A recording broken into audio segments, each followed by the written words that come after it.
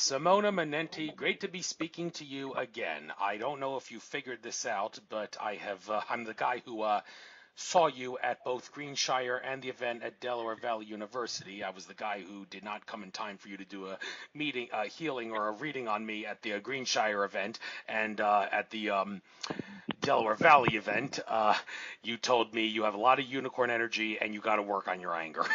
And ever since you told me that, I have been working on it. I think I have, and I think I've seen some positive results.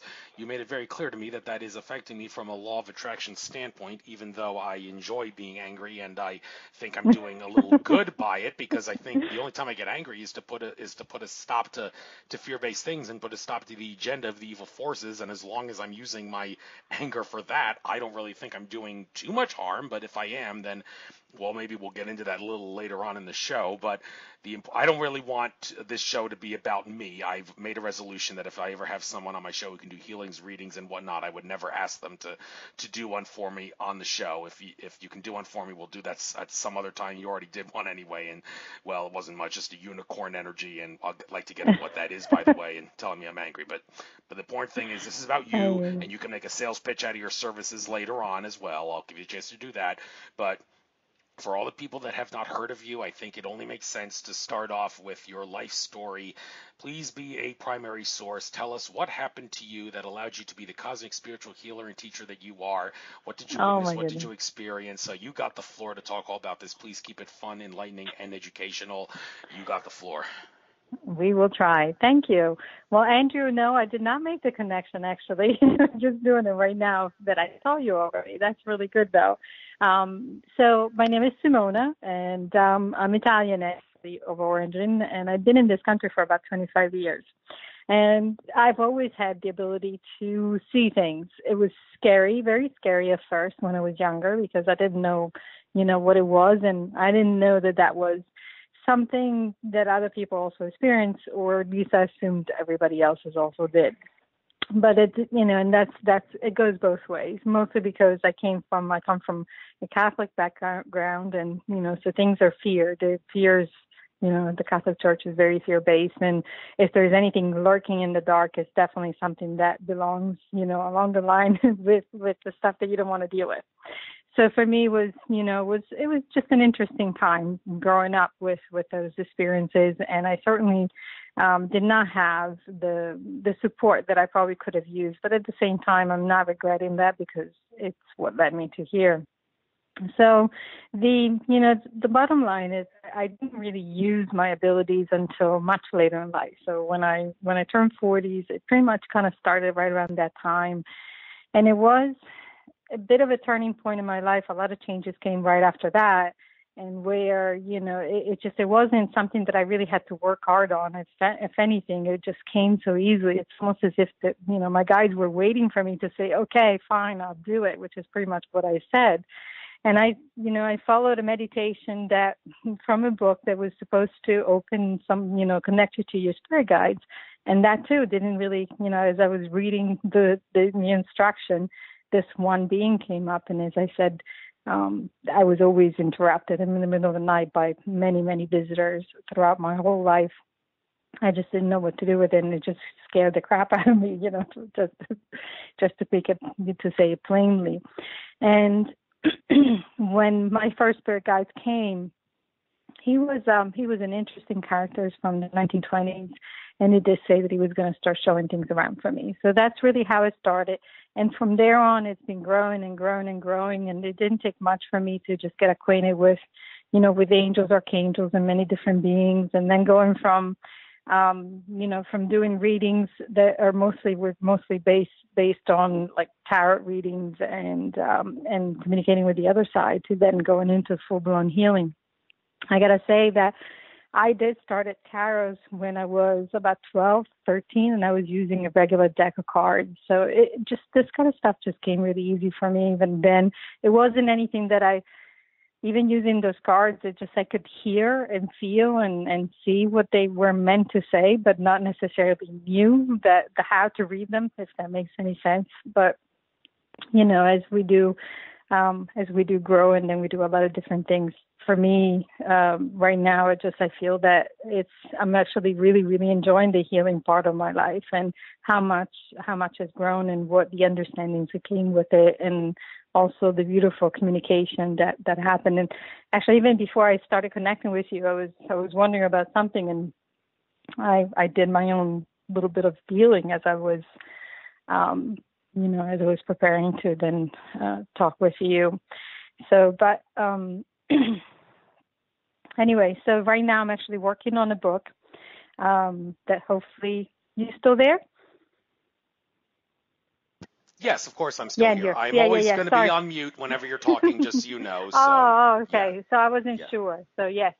So but anyway, I'm writing about this book. We're actually on the editing process, and this is going to be a book about healing. Not that there isn't a lot of other books like that, like about healing out there, but it's going to be my perception and what I've learned through, my work and what I've done with people so far.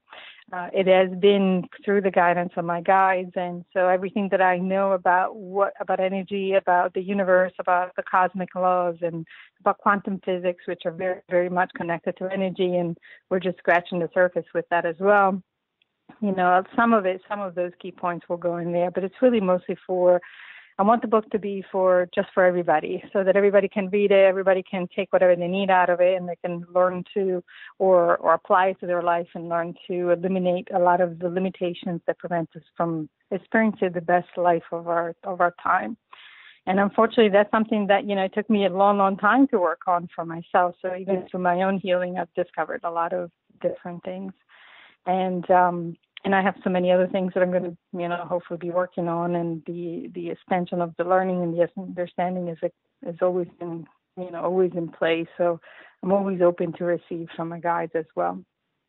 So it's been a really, really interesting journey.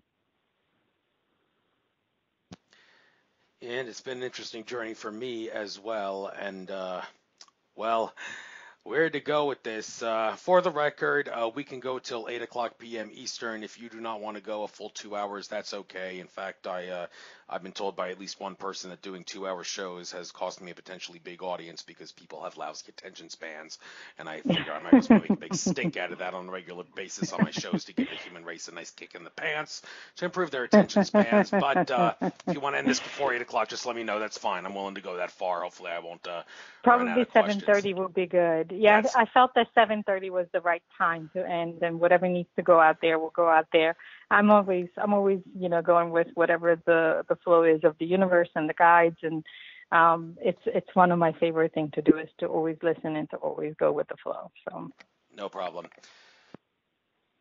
Okay, so starting off, I guess this isn't about me. This is about things you and the things you do in general. But since you told me the things that you did, I guess we might as well start off for other people who may have the same readings that you got on me that you do for other people. Now, the thing about unicorn energy, well, what is a unicorn? I could have sworn I've heard from a couple sources that the legend of the unicorn is that the Noah.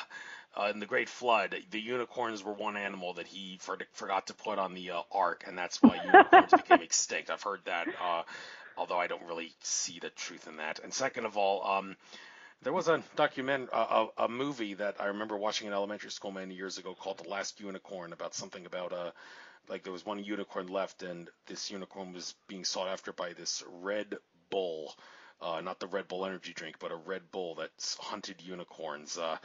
That was years ago, and I don't remember much about it, but maybe that was based on some sort of a unicorn mythology that children's movie was that they showed us in elementary school. And of course, unicorns seem to pop up in all sorts of children's art designs, and well, even adult art designs for that matter. Very mythical creature. Yeah. But what exactly is a unicorn? What is unicorn energy? And the fact that you detected it in me, what is that supposed to signify? Well, the thing is that everything in the universe is made out of energy, right? So we can start from there. Energy is frequency. Frequency is I compare frequency and energy to and vibrations to like music. So frequency is the music that you actually make by using notes, and notes are the energy, and the vibration is what you do, things that you do to create the music. So you have to play an instrument or you have to hit something to create a sound, and that's what, that's how that is. So if we looked at frequency, if we're comparing frequencies to notes of music, in music there's many different notes. Same in frequency in the universe. Everything has a frequency. Everything has a way to discern itself what it is by way of frequency or energy.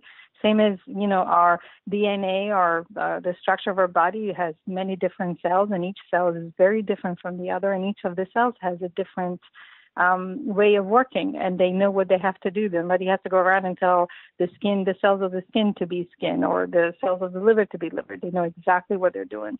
So frequency works the same way, same as energy.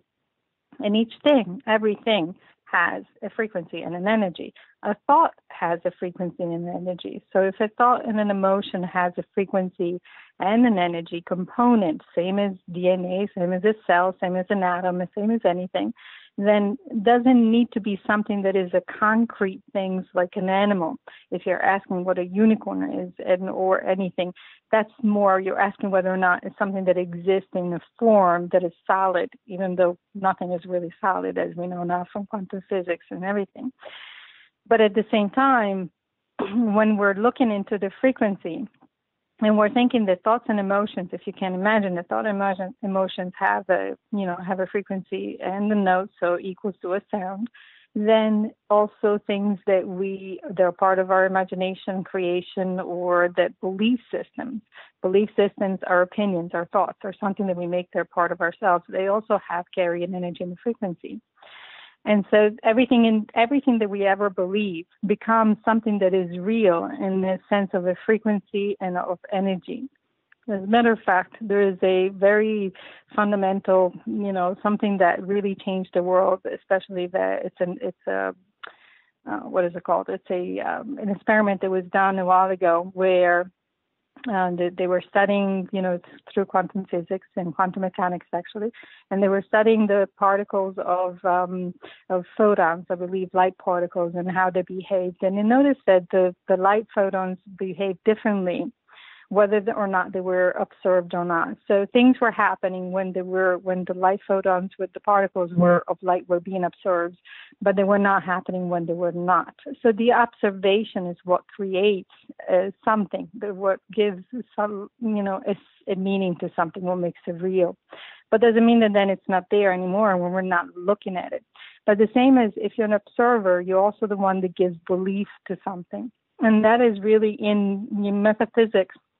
And the energy and the structure of healing through energy is based on that as an observer, we are giving the ability for someone to believe. And so therefore the person who is being healed is actually borrowing the belief of the healer. But I'm going really, really far out, and, everything is connected, so I can talk about this forever. But going back to the unicorn, then, even though I'm not here to discuss whether it's a figment of our imagination or if it's a real thing, but what it is that even the idea of a unicorn carries the frequency and meanings that then we can associate to give a purpose to something else. So when I talk about unicorn energy, is a specific frequency that oftentimes is found in people, same as many other frequencies. And then now we can, I can talk about how I see people. When I look at people, I see energy, and I see a lot actually around people most of the time, and I love looking at people and their energy and everything, and I get a large visual of everything that has been all their lifetime, many lifetimes, not just this one. And it's like looking at a painting of Van Gogh or Renoir with all the colors just splattered all around, and each of the color carries a frequency and a meaning. And it's, it makes a big, big puzzle of the person. And it's like I can go and I can spend hours looking at each piece of the puzzle, at each frequency, and trying to determine what that is and what it isn't, and, how did it go there and whatever. And a lot of the things that we have in that big puzzle of ourselves are frequencies that we have chosen to use, especially for this lifetime. So, for example, for you, the unicorn aspect for you gives you the ability to be more like a chameleon, to camouflage, to change with things, and to be more creative, and to bring change. So a different way of thinking, and being prodding people in that, so you're pushing and prodding people into thinking a different way, and you don't care whatever someone else is going to do. And that's the unicorn energy for you. That's what it means. It just means that you're bringing changes in a very different way than maybe someone else is. It doesn't mean that you are a unicorn or the unicorn exists. And again, I don't really want to or to sit there and trying to figure out whether or not something is real, because reality, again, it's only there when we observe it. So if I recognize it, it only exists because I recognize it, or is it because it's never really there, or because it always is? So that's the question really that we come down to. But again, I'm sorry, when I talk about these kind of things, I go all over because I love these subjects. But when it comes down to people when we're chosen, we come here to this lifetime. We've done already many lifetimes. But when it comes to a specific lifetime, we choose specific frequencies that we can actually use for the lifetime that we have chosen. So many of us have different compartments, different aspects of ourselves, different frequencies. They're like toolboxes. They're as many as we have genomes in our DNA. It's immense. And we don't always use everything at the same time. But what maybe if someone like me looks at someone, they may be able to see it and see that the reasons for something being there is because of the art. So oftentimes people that are writers or people that are studying, I'll see Archangel Uriel around them. And they're not, the Archangel Uriel's energy or frequency is not always in the same spot, same as for unicorns. These energies are not often in the same places in the body. They're usually associated to different places depending upon what the person is actually using them for. So I hope that brought some clarity with that. And if you have more questions, let me know, because I know that I may have raised more questions. All right. Well, moving on to another subject, the thing you said about how I'm hurting myself from a law of attraction. Well, actually, I shouldn't say law of attraction. At this conference I was at in Los Angeles, one of the speakers said there is no law of attraction. It should be law of reflection. That's the more appropriate term, and I think I'm going to try using that term, law of reflection, from now on, because I actually like that better. You made it clear to me from a law of reflection standpoint. I'm hurting myself with anger, but like I said, when I get angry and when I like being angry, it's, as I said at the Delaware Valley University event, it's Alex Jones of InfoWars like being angry, and you can bet Alex Jones is really angry now with what they did to his social media channels and whatnot. I think that that's actually beneficial if the reason I'm using that anger is for the sake of putting a stop to the evil powers that be and the Illuminati and the evil forces. And I don't think it's crazy to say that when I'm using anger in that manner, I'm actually spreading love by being angry to stop evil forces. It's a paradox, but I don't see how it's a fraudulent paradox. Of course, some people may beg to differ with me and say, well, there's better ways of doing it. You don't have to be angry to do it. You can try to spread love and all that. But the thing is, it's not really in my I am an Aries and a tiger in Chinese zodiac, and it's not really in my essence to be loving all the time. And if I try to be loving all the time, like new agey and all that all the time, I'm gonna get bored, and it's gonna get uncomfortable for me. So how can I like being angry and still attract things, and how do you suggest I improve myself, and anyone else for that matter, who likes being angry? How can they improve their anger problem to attract things from the law of attraction? Yeah.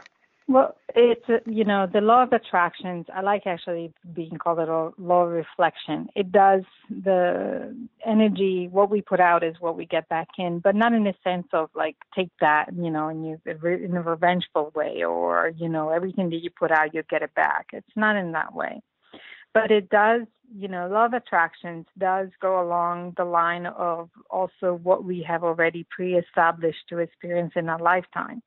So, and I call that a mission. So whenever we choose anything in our lifetime to experience, it's part of our mission. Our mission is really, really important. And we will be bound to stay within that mission at any, for any reason. Because of that, then the law of attraction can only bring to you anything that is within your mission, anything that within whatever you already decided you were going to experience in that lifetime, and not much more than that. There are some exceptions, absolutely. There's some exceptions, but we can't really possibly know everything we have chosen and whether or not it's something that we really created or something that was already part of our lifetime. So that's the first point that I want to make in regards to your questions. The second one will be about anger. Anger is everything in moderation is a good thing. So we can't always be loving because then we're not asserting ourselves. And it's okay to be asserting, to assert ourselves, to have boundaries, to let everybody know how we feel so that we don't hide anything about ourselves.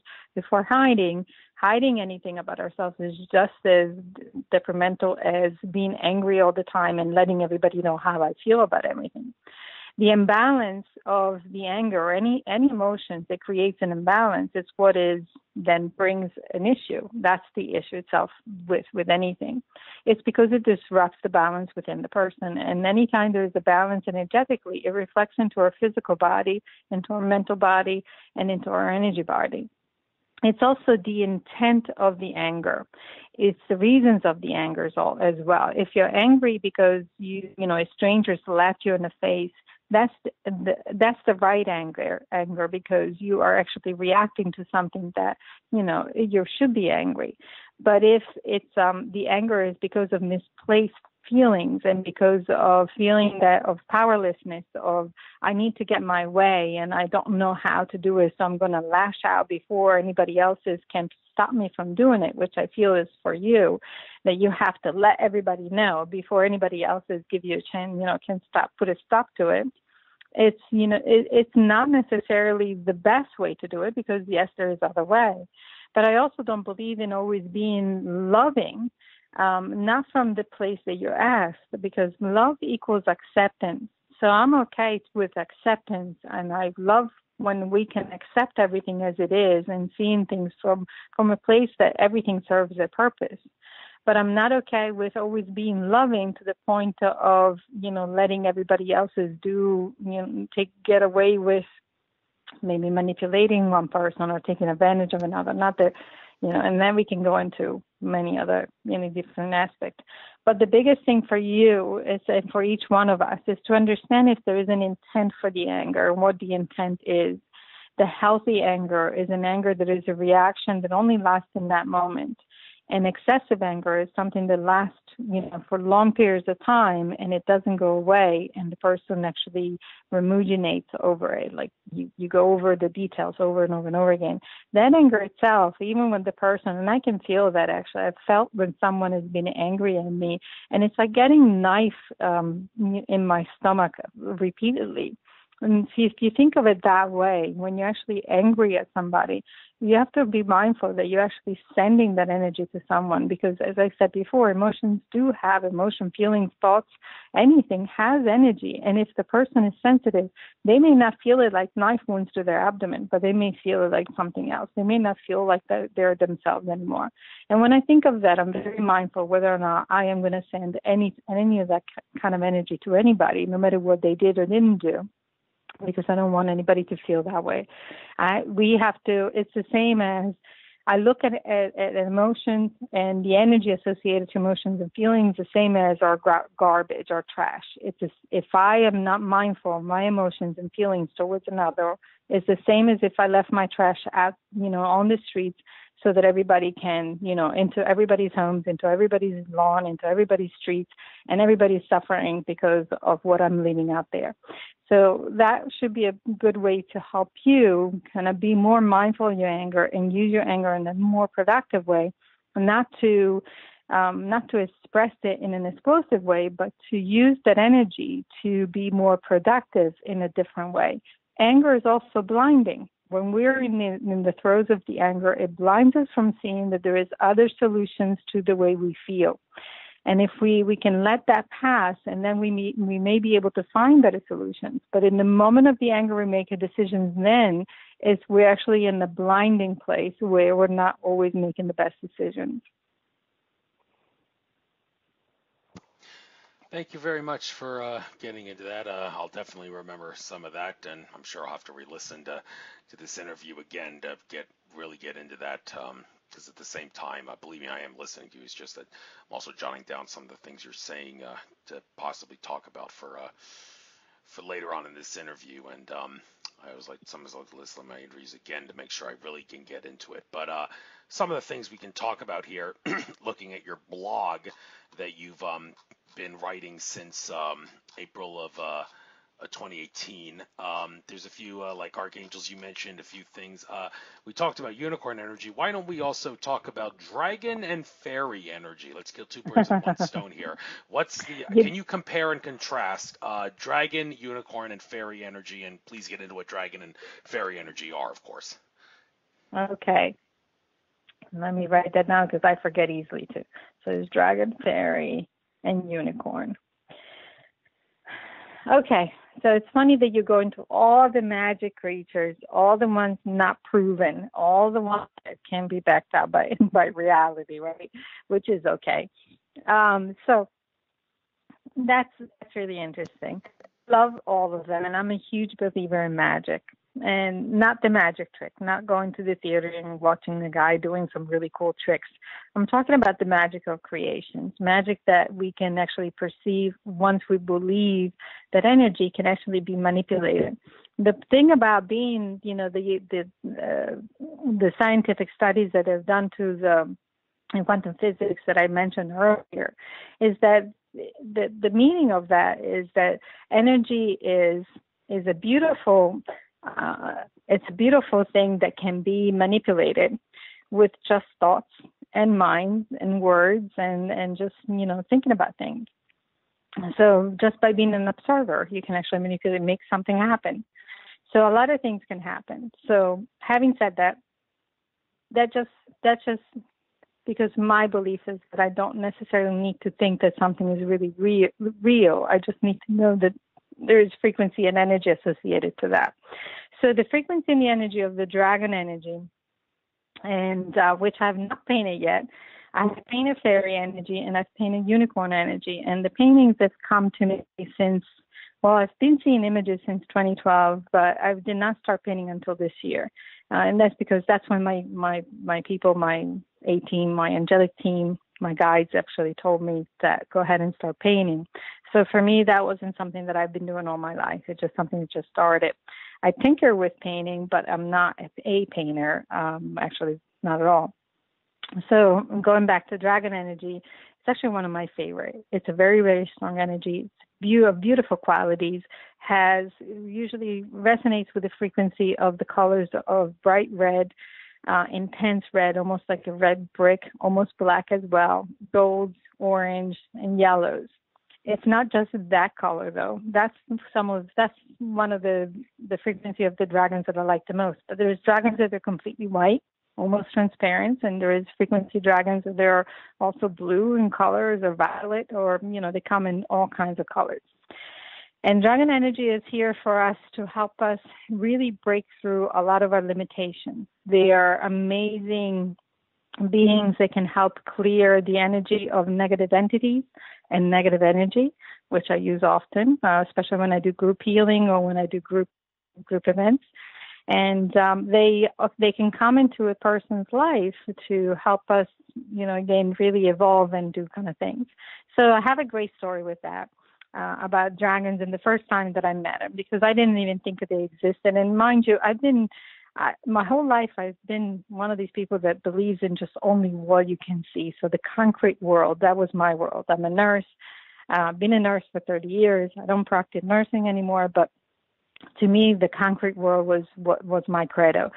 Black and white, and what I can see is real, what I can't, it's not. So when I first opened up into the possibility that I could be something else other than that, is when shortly after that, I met this wonderful friend of mine, and he's a shaman. And I didn't know anything about this person because it was the first time I met him, and he had this huge dragon. And what attracted me to meeting this person was this enormous dragon that was glittering around him. So when I went up to the person, to my friend, and I said, is that your dragon? And he was actually surprised that of all his life that he's been a shaman, nobody has ever been able to see his dragon. But his dragon is a Celtic dragon, and he doesn't share his presence with anybody else. It's a very sacred thing. So it's part of the dragon makes the relationship with the healer, with the shaman, but doesn't necessarily show himself to anybody else. So I was really surprised. And this dragon actually spent almost 6 months with me to help me see the ins and outs of shamanism, of the energy healing that dragons can actually bring people. And it was really, really helpful. And again, it was not something that commonly happened, that when you acquire a dragon, and shamans go through a very, very rigorous ritual of death to acquire a dragon. And so it's not something that they pass on to each other. It's something you have to work really, really hard on it. But anyway, for me, it was a beautiful experience, which made me really, really love dragon energy, and especially this one dragon, which I don't remember. I probably won't be able to pronounce the name the right way because it's a Celtic type of name. But anyway, the difference between dragon and fairy energy is that fairy energy is more of the earth world. Fairies are very close to the ground. They're very close to the nature, and they have a resonance to Mother Nature as well, to the elementals, and to beings of matter that they are of, again, of more of this earth, which is wonderful because they're very helpful, especially for creative people, for people that love drawing, dancing, moving in any way, whether it's yoga or exercise. Anybody who wants to express themselves creatively will have fairy energy and fairies around them a lot. Even people who love plants, who love the animals, who love to take care of the earth, so green people, vegetarians, anybody who really has an aptitude to want to care for the world and the earth will have fairy energy and fairies with them. Unicorn energy is also very, very, very special energy. The unicorn, because it's so particular, it already tells me that the person is of a different nature and of a higher frequency as well. People that have unicorn energy are those that come to this world to bring changes and to evolve the world, not evolve themselves, but evolve the world. That doesn't mean that the person will always know how to use the unicorn energy that they have. Sometimes it does tend to go to their head and they will misuse it, so that there is more of an arrogance attached to the unicorn energy for some people. So there's always something that needs to be kept in balance. With any of the energy, they can tend to be isolators. A person who has a dragon energy, they can get really fed up with the world and want to isolate and not want to deal with people in general. Whereas fairy energy, they can get very lazy and not want to do the work that it requires to keep the earth, to work on the house or to be creative and always be in the place of movement, whether it be thoughts, creation, or physical body. But a lot of people I come across, many people have fairy energy, many people have dragon energy. Unicorn energy doesn't come across very much, but it's a beautiful sight to be seen. Well, that makes me feel a little more special that you found it in me, and also my friend Alex, who I brought who was sitting next to me at that Delaware Valley University event. I brought him.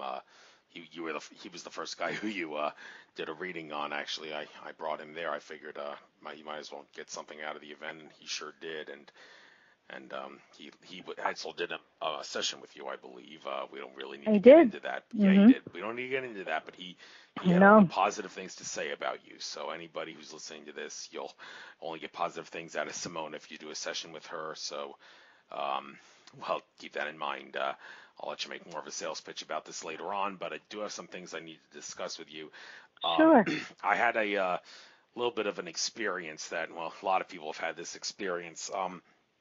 When I was at the event, I was at the 5D, not to be confused with In 5D of Greg Prescott lore. This is 5D events.com event. We had a conference in Los Angeles at the Sheraton near the LAX airport. About quantum physics and connecting it with spirituality, metaphysics, and other things. And when I was staying at the Backpackers Adventures hostel down Century Boulevard a little bit, not at the hotel there. And I had a very, very unpleasant experience on Saturday night when, well, first of all, earlier in the day, I actually consumed about 26 ounces of Amanita muscaria mushroom. I figured that would enhance my experience at the event. And let me make it very clear that you actually need to take a lot more Amanita now in the present day than you did a couple years ago. For some reason, the Amanitas from Washington State seem to have lost potency. Like you could take 15 grams, I should say, not 15 ounces, 26 ounces, 26 grams. You could take 15 grams of Amanita muscaria A++ Washington State mushrooms a couple years ago, and you'd get a better experience than you would in the present day taking 30 grams of that stuff. I can speak from experience on that, as can some other people. I don't know what it is with Washington State soil, or maybe it's something else, but whatever the case, I took about 26 grams of Amanita muscaria mushroom, A++ variety from Washington State, from shamansgarden.com, to enhance the experience, and I got positive results out of that. And I did give the mushrooms a blessing before taking them, and I asked my angels and guides, make sure I only get the highest positive love-based good from this. Well, I don't know if it was the mushrooms or something else, but I took them about 2 o'clock in the afternoon, West Coast time, and we had the conference. And then Saturday night, I was sitting by the pool in the hostel that I was staying at. I had about 2 beers by the pool, puffed some Apache tobacco out of my pipe. I was sitting with some black guys who were chilling at the pool as well, and they said the pool's being closed down. You got to go to your rooms now. So I let one of the black guys come up to my room, and as soon as I walked up the stairs and was about to open the door to my suite that I was staying in, I felt like I was getting bombarded with negative entities.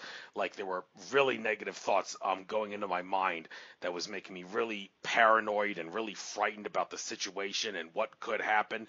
I could have sworn I heard like a voice saying, this black guy is probably going to kill you. Don't let him in your apartment. He's probably got a gun. He's going to shoot you. And I was really skitzing out, and I was trying to just work through it when I was opening the door and letting the guy in, but it was pretty obvious something was wrong with me. And the black guy who I was letting in my room looked at me like, dude, what is wrong with you? You don't look very good. And while I didn't say anything to him at the time, I was like, I'm all right. Relax. It's okay. And then I let him in my apartment, and nothing happened, allegedly. He didn't have a gun. He didn't try to kill me.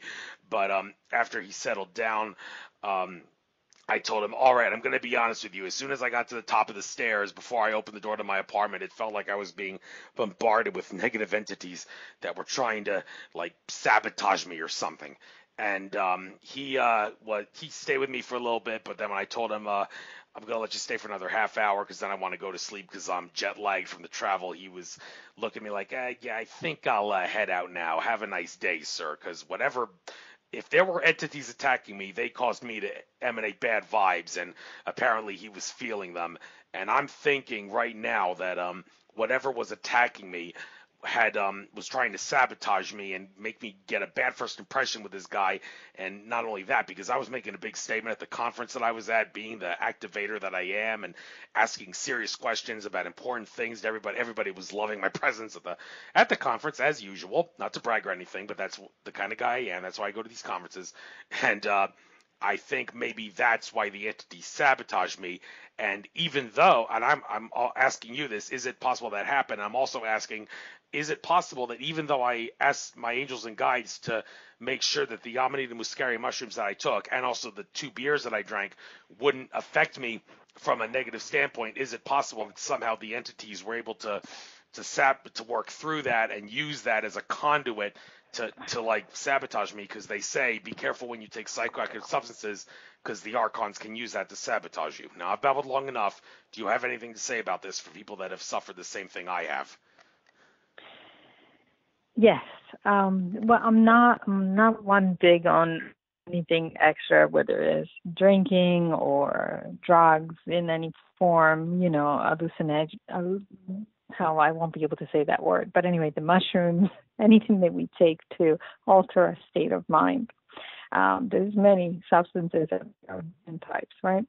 So it's, in my opinion and what I've seen, is that it interferes with our energy frequencies. And again, the intent behind it, if we think we need something to connect to something, we're already giving a message to the world, to the universe out there, that we are not good enough, that we are not enough, that we are less than.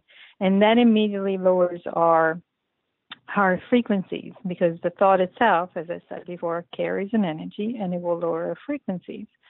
Because of that, oftentimes when we use something, a substance, we think that is going to be helpful, then it's something that can then be deleterious. We can have experiences from it.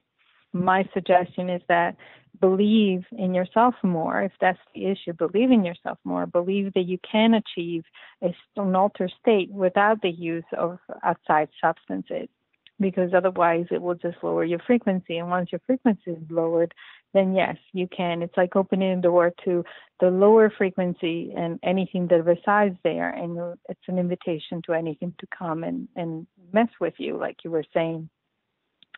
The other thing is that with using some substances, it also interferes with the frequency from a physical standpoint. So the physical body will be impacted. If a person is susceptible to these substances, even taking a little bit or taking too much, will affect the physical body in such a way that the physical body will start sending messages to everything which we're connected to, which is our energy body, our emotional body. And it can interfere with how we're perceiving the world and how we are actually, the information is coming back to us. And once the physical body is altered, then it would also alter the energy body. The other way that also happens is that if there is a disruption into any of our bodies, the main ones are connected. I'm going to mention the three. They form a triangle. It's our emotional body, our physical body, our energy body. The emotional body has our mind body as well. And and those three are connected.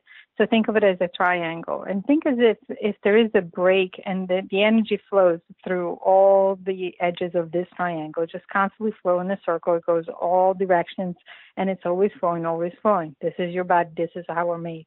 If there is a fraction into any of these bodies, into any of the aspects, even if it's a tiny little hairline fraction, that is caused by trauma, that is caused by limitation, that is caused by fear, that is caused by illness, that is caused by whatever, but it's interfering with the flow.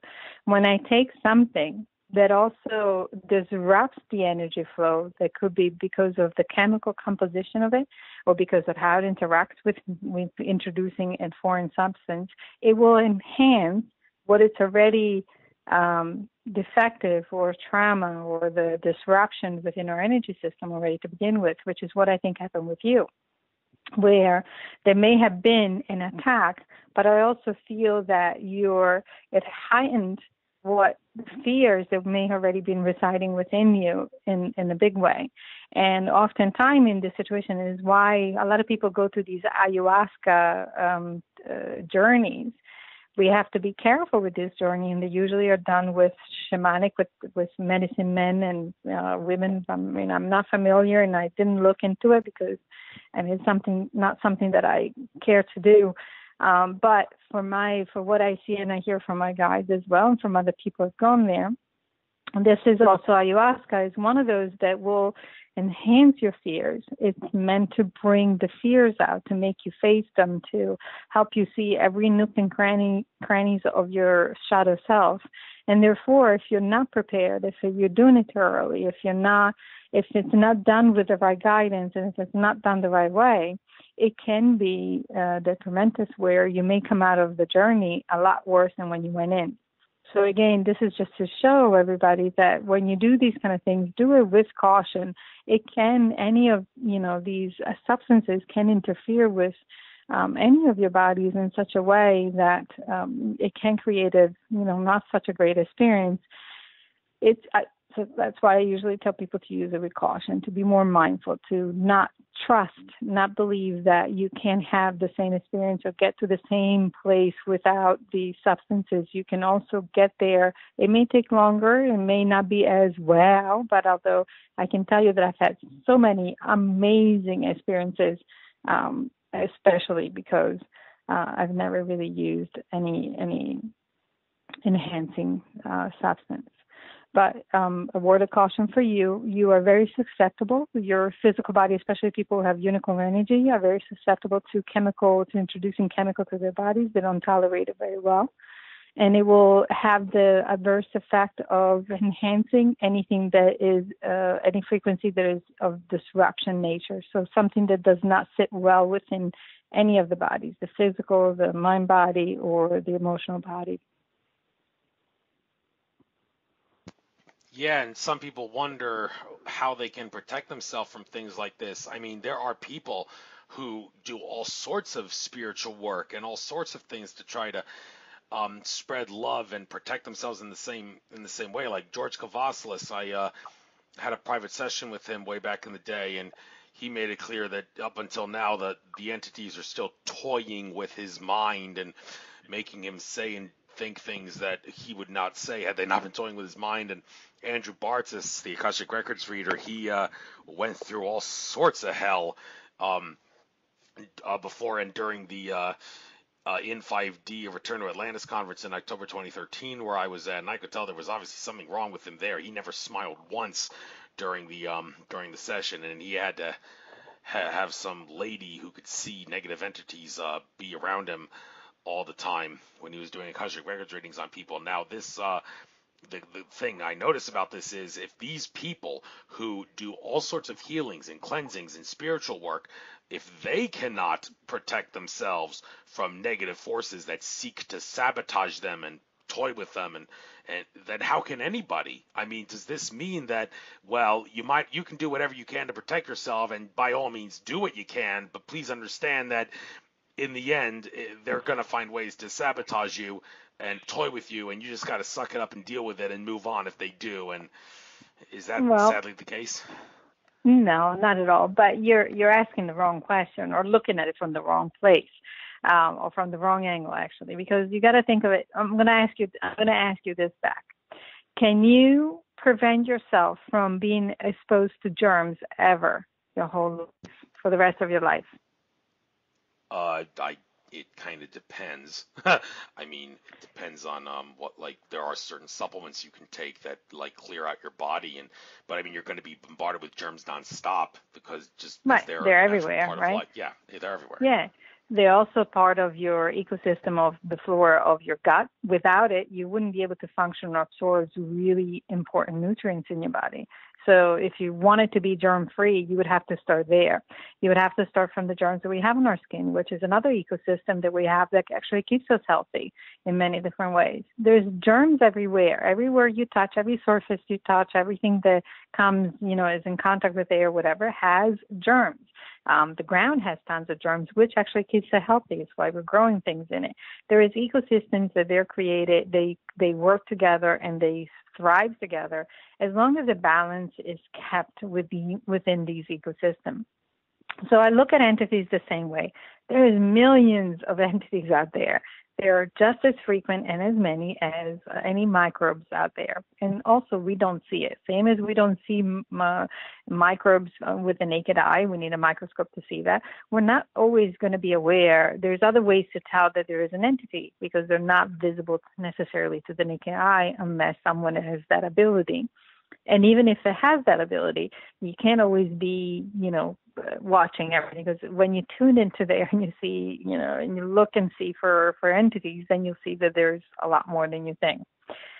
The bottom line is that instead of thinking, how do I prevent, what do I do to stop me from being exposed to an entity? Because then you would have to ask yourself, how do you stop from ever having any microbes on you or being exposed to even one of them? You're bound to be exposed to microbes, so you're bound to be exposed to entities. The fact alone that people fear entities lowers your frequency. I'd rather you keep your frequency high, which is what prevents you from actually being exposed to a lot of entities. But even me, that I work with clients all the time, yes, clients, people that I work with, anytime that I talk to, even talking to you now, there's been an entity around, which probably was with you, and it's now floating around, which I'm going to get rid of. Before we cut and we're done with the interview. But there's entity everywhere. It doesn't matter where we go, what we do, how much we protect ourselves, how much we do. They're always going to be there. The best thing to do is to either keep your frequency always very high and clean yourself, meaning that we take a shower, so because we know that the cleaner we are, the better we feel, not just from an aesthetic point, but also because it prevents infections, like infection of the skin and the spreading of infection from different places into ourselves. So the same way we want to clean our energy, so we can always call in on Archangel Michael and ask to clean our energy. You can call in on the dragons, and you can ask them to eat you, not in a literal way, in a figurative way. And what they do, they actually do eat you. And when they do eat you and they take you in, they actually disconnect any attachment to entities that may be around you. They make them disappear, and they get rid of them, which is really, really cool. So I usually tell people to do that. And a lot of people know to resort to Archangel Michael. You call on Archangel Michael, you ask him to clear the room, to clear you. It doesn't always work, because some of these entities are really, really strong. There's also entities that have of different realms. So some entities, a lot of entities are of this realm of the earth. They're humans who have not crossed the light yet. But there's also galactic entities, which are a lot harder to get rid of. There is entities that they are of much negative nature, with a much stronger, intense frequency, not stronger, but intense frequency. I don't believe into demonic and the devil, so I'm not even going to go there. But that leads me to the next thing. If you believe that you need to fear being attacked by an entity, that immediately you're creating that of which you fear immediately. So if we're talking about the reflection of manifestation, the law of attraction, we're already creating that. I'd rather if you don't believe that you're always attacked, because then you're creating that into your future. If we want to, bring something into our awareness, something, especially when it's something that we don't like, I'd rather you think, you realize, and you embody the fact that our consciousness, the energy is just waiting for a consciousness. Energy reacts to consciousness. And energy just sits there in inertia until consciousness shows up and tells it what to do and what job. And it's waiting for it to be given a job. So the job that I like to give to energy is to prevent, to not always have, or to not have it at all, any entities bothering me.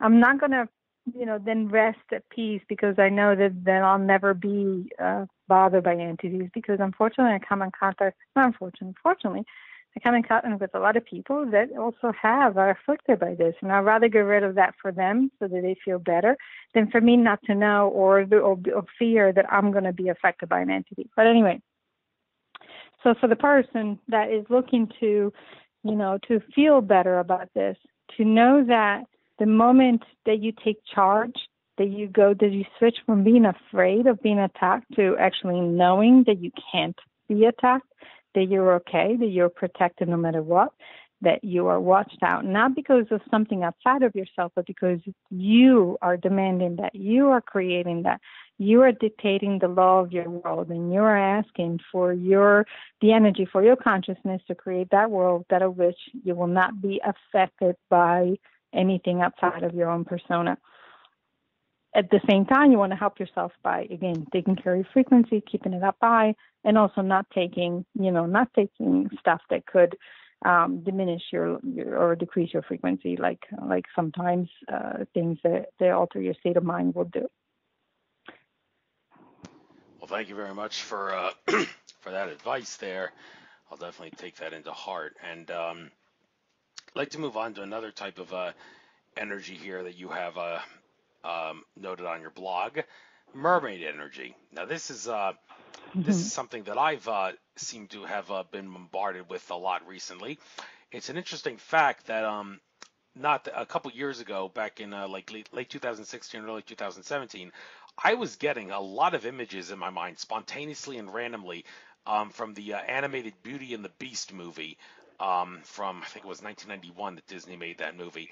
And I was like, why am I seeing a lot of images of this? Well, I typed Beauty and the Beast in Wikipedia, and lo and behold, I found out that there was going to be a live-action Beauty and the Beast movie with real people that I have not seen that movie yet, but I don't know if maybe my mind and my consciousness was tapping into that.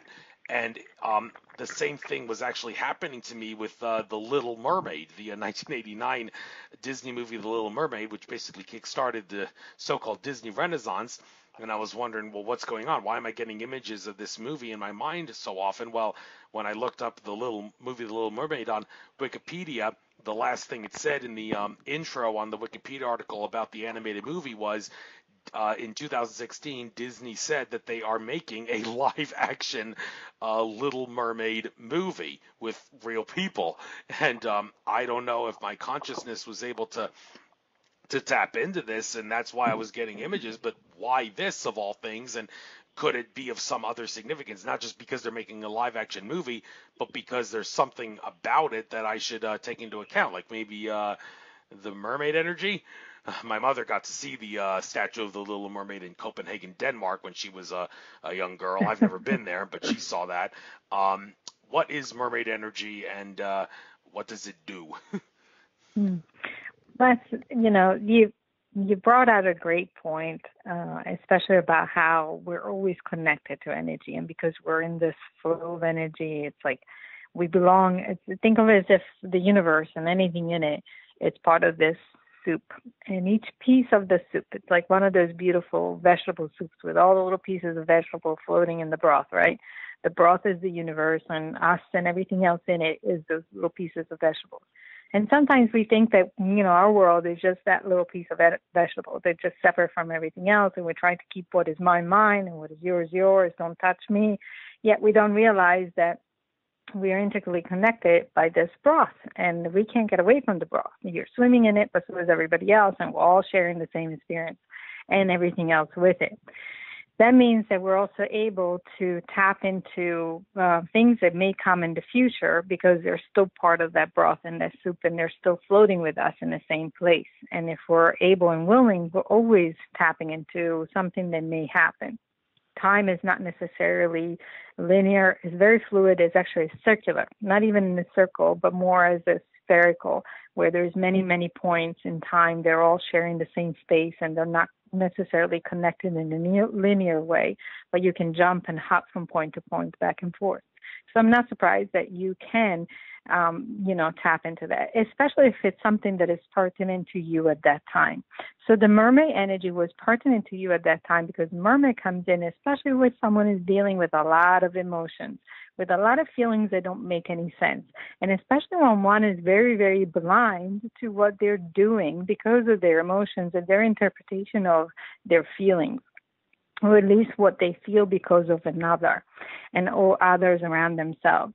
And for you at that time, which it still is, but not as much, you don't need as much mermaid energy as you needed it then, where you needed a guidance system to help you get unstuck from the confusion that some of the emotions were creating at that time. But it's mostly because of others, not necessarily just of you. So what that means is that when we confuse ourselves, when there is confusion with emotion, like for example, my feeling got hurt because of something that what someone said to me. That's that confusion that I'm talking about. The person may not feel confused. They may be very certain about how they feel and why they're upset and what the person said. But the bottom line is that the reaction to it, whatever we reacted to, that's particular to ourselves and what we need to pay attention to. The person may have functioned as the perpetrator, but it may not need to be so for the long period of time that we may hold the anger towards them or the upsetment towards them. They just playing a role so that it comes to light to us, so that we become more aware that there is something within ourselves that we may need to fix, and usually has to do with our reaction. So mermaid energy comes in always with a lot of water, but a lot of emotions, but it comes in with gentleness in a very gentle way to help them move through these kind of things, to help the person see and accept and know that don't focus so much on what the other person may have said or what the other person may have done. Why don't you pay attention to how you're reacting to it? And that's what mermaid energy does. Thank you very much. All right, No so problem. I guess for the last half hour or so, I'll give you the chance, well, among other things, talk about some of the services you offer. You can make a sales pitch out of this. Healing sessions, distance healing, channel message, house clearing and blessing and prayers. We'll take them bit by bit here. Healing session, well, what do you heal? How does it work? And can you silence the skeptics to prove that this is not a fraudulent thing and that you're not doing it for the money? So go ahead. Oh, You got my the floor. goodness. Well, no, I'm not gonna try to prove anything to anybody, because I believe in the universe always connects everybody to whatever they need. So I don't need to prove anything. I know what I do, and I know that the person that needs what I do will find their way to me. I also believe and trust that, again, the proving or not disproving. I'm not going to put too much time into that or effort, because it's unfortunately what we do. It's an unseen kind of art, so it's not something that you can see. But it's pretty much the same as if you're getting a surgery and the surgeon is supposed to remove something from inside of your body. It's like as if when you come out of surgery and the surgeon has closed your body so you can't see what they did or didn't do. And then you ask them, it's like, well, I don't think I believe you that you did the surgery because I didn't see it. So oftentimes that's usually what I try to say to people. It's like, well, that's okay. You can't believe that. But whether or not something did happen or didn't happen, I trust in the feedback that I usually get from people, which are usually very, very positive. So the biggest thing that I do with people when I work is that I don't have a plan. I don't come with a plan. I don't have a scripted healing. I use whatever the person needs is whatever the person gets. That means that when I've ended up in front of someone, I start seeing immediately where I need to go, what I need to talk about, whether it be, if we start from their energy field, if I see something there, we bring it up. Then we can talk about, how they're feeling about their relationships, their jobs or their life and things like that. And if there is any connection to how they feel or their emotional traumas connected to any of the physical illnesses. Many times I've worked with people, and I've, even recently, where the physical pain has lessened or almost removed from working on their emotional self. Same as, finding the right cure for an affliction that people couldn't find the right cure for. So whether it's because they needed to eat particular things or they needed to stay away from certain substances, certain supplements, or not stop using, not eating certain type of foods that help their condition and things like that. So it's usually what I hear. My guides tell me what to say. My guides see what I need to see. I've been shown what I need to say. And then I just start talking. And I walk the person through their journey until we find the key that usually holds everything together. The key that holds the diseased or the defected together, whether it be emotional, physical, or mental in any way, or energetic. So all three components need to be worked on. We're not just working on the energy body, but I also tell people that if they have an affliction, they need to also take care of themselves from the physical body, which sometimes requires going and seeing the doctor.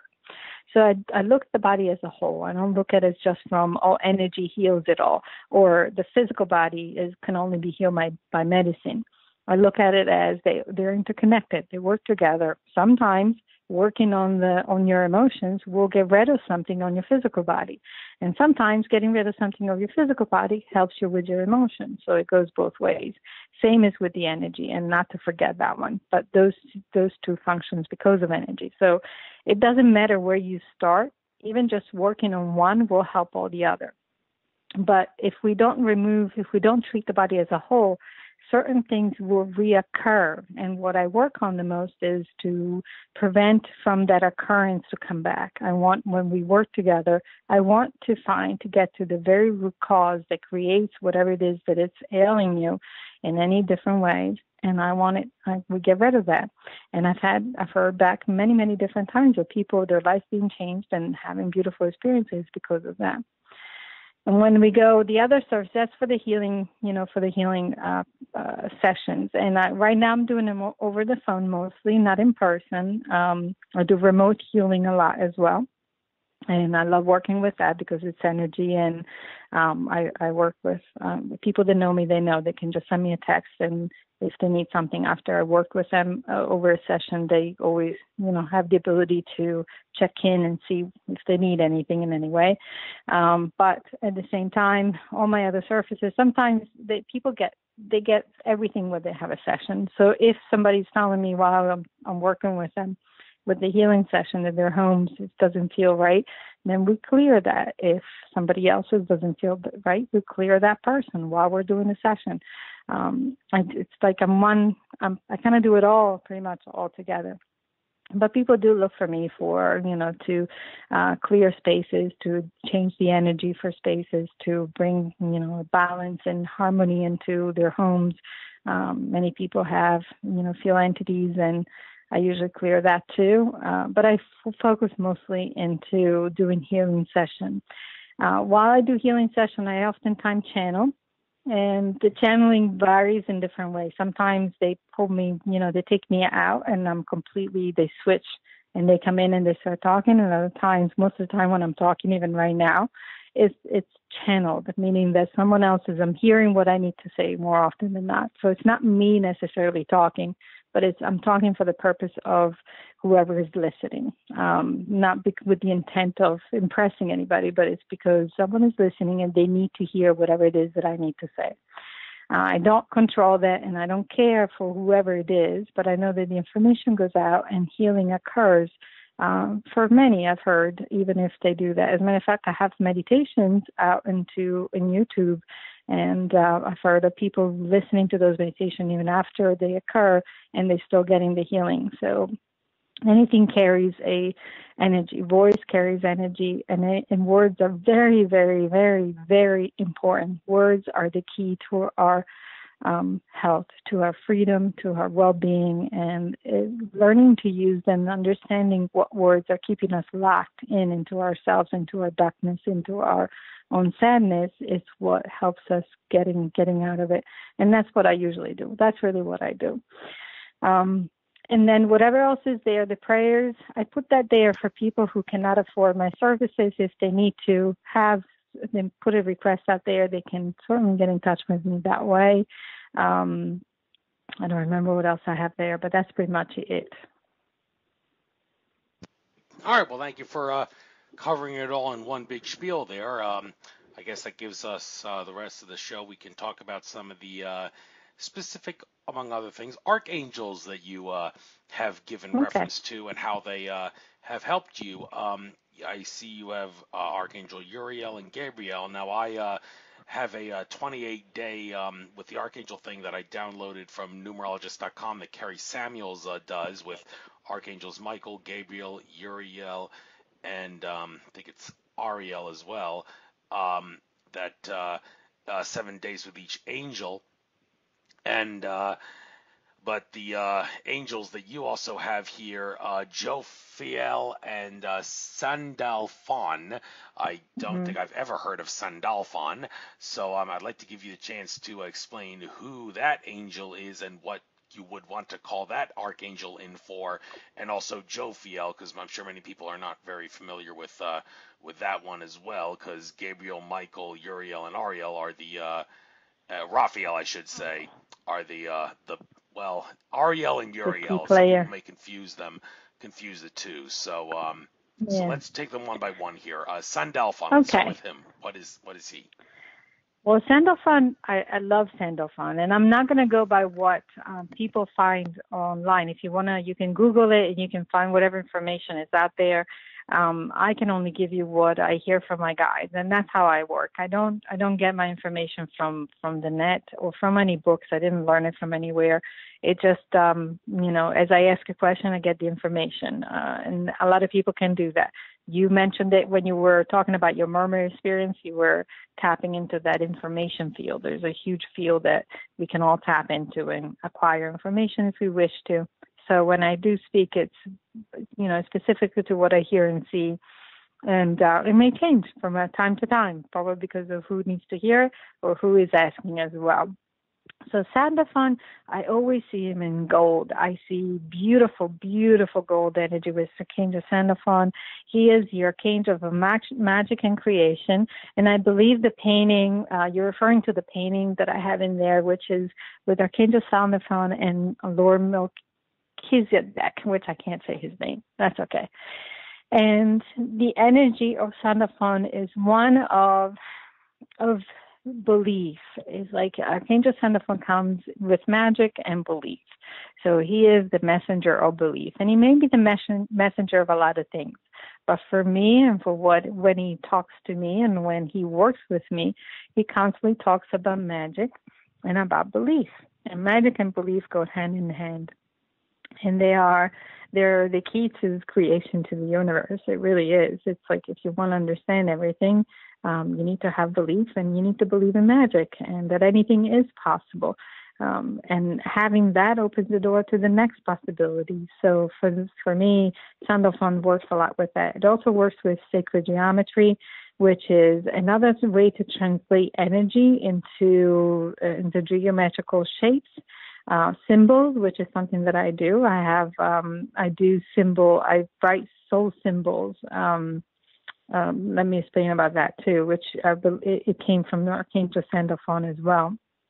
And from him, Archangel Metatron, and also and all the other archangels, but the two of them were the main one because they're actually the closest to God's signature. The two of them, Sandalphon and Metatron, are the closest to God's signature.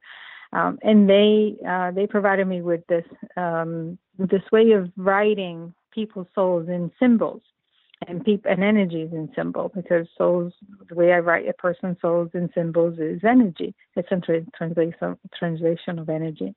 It's also what is called galactic language. Galactic language comes in many different shapes and forms. Some people write it, some people speak it, and some people know it, or they can translate it. And for me, it shows into symbols. So I can hear a person talking to a galactic language. I'll see symbol, but I also know what they're talking about. I can translate it without needing to know really which galactic language they're talking, since there's so many out there. Same as we have many languages in this world, there's also many, many thousands, if not millions, of galactic languages out there. And each can be translated into symbols or words. So Archangel Sandalphon works with a lot of that. It works with the magic, works with creation, works with, what is impossible, what may be possible of the impossible that is out there, and allowing for people to open to possibilities of what if. Be open to accept that there is a different reality than what you know.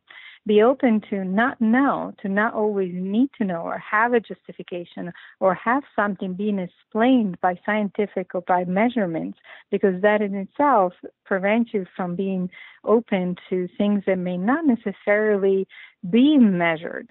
So take, for instance, the movie The Arrival. I love that movie. It's a movie that actually made me cry. And the part that made me cry is about when they explained about the language that the aliens were using, which was a circle that was not uniform and it had many different strands. And they were using that as a symbologic, way of talking, because it could mean so many different things. And the premises for that was that as soon as you embrace the fact that something like that could mean something, it opens your consciousness up to embody and to embrace something completely, a new reality, a new knowing. So Archangel Sandalphon comes in for a lot of those kind of things. If you're willing to be always open to a new reality, to something different, then you kind of want to get away from always measuring or always having an understanding or always having an explanation for what something is or something isn't. This world is very much a reality where everything is labeled, everything has to have a reasoning, everything has to be proven, everything, it's not accepted. It's very scientific in that way. But Archangel Sandalphon brings you into the world of creativity, of creation, where nothing is ever explained in any way. When it comes down to Archangel Jophiel, I can't believe that people don't know him. I'm sure people know him. Archangel Jophiel is the angel of joy. I love, love, love, love, love Archangel Jophiel. Even just saying his name, I feel this sense of just peace and that comes in, and I just want to smile and laugh. And that's what he does. He comes in to bring this sense of peace and joy that if you ever need that, that's the one angel that you want to call upon to come into your life, is to bring this sense of peace. And it starts from the top of the head and goes all the way down to the tip of your toes. And you get this beautiful tingling all over that then makes you feel and you get these emotions of just, I'm okay. I'm actually okay. So he's the one angel that comes often for people who are going through a lot of issues, a lot of hardships, a lot of emotional disruptions.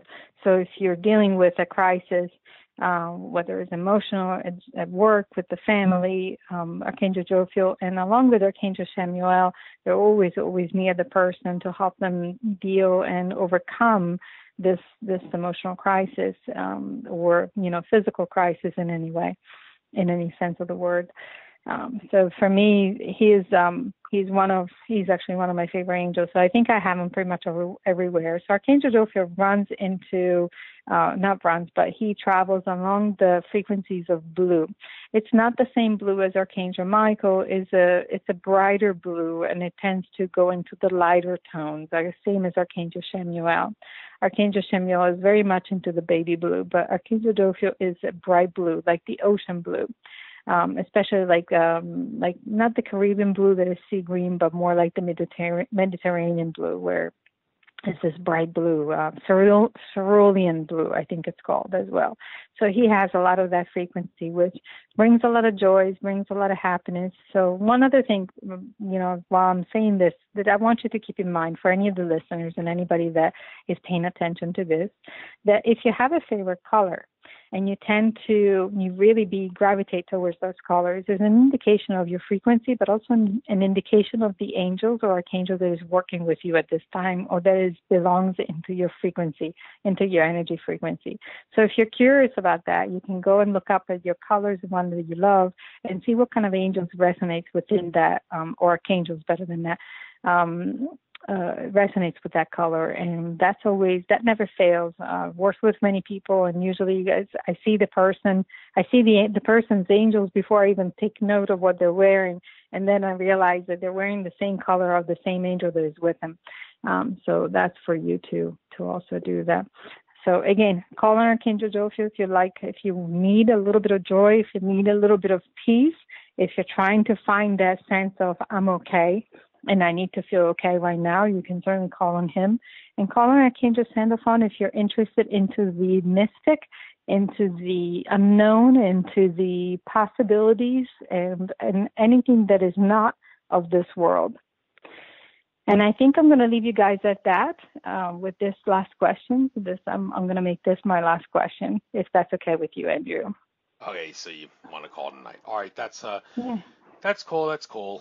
Again, people have lousy attention spans, so doing long shows isn't always probably my best interest, but hopefully I'll be able to monetize this show. That's why I'm going to work on the Brendan Bouchard thing that Andrew Bartz has recommended. So it was a pleasure having you on. I heard only positive things about you from my friend Alex.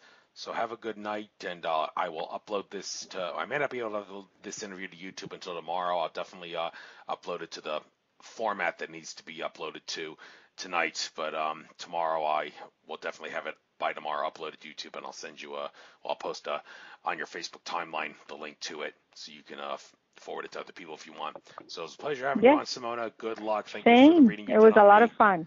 It was a lot of fun. Thank you. Take care. Namaste. All right. Bye-bye. You too.